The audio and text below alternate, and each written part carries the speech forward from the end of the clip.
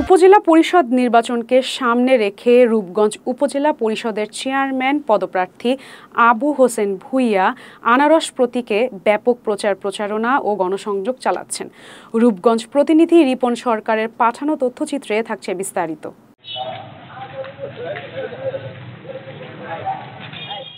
নির্বাচনের দিন যত ঘনিয়ে আসছে ততই উত্তাপ ছড়াচ্ছে প্রচারণায়।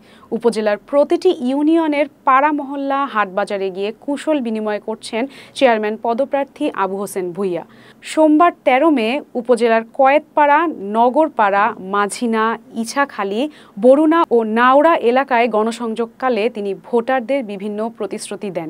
এ সময় তিনি বলেন, আমি নির্বাচিত হলে কৃষি জমি রক্ষা ও কৃষকদের সরকারি সকল সুযোগ সুবিধা তাদের কাছে পৌঁছে দিব।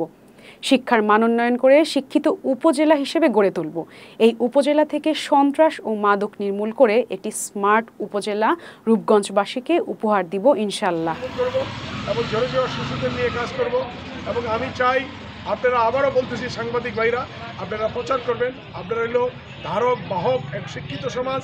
আপনাদের টিভি, বিভিন্ন মিডিয়া, পত্রিকার মাধ্যমেই জনগণ নির্বাচন কেন্দ্রে ফিরে আসবে, সুস্থভাবে ভোট দিবে।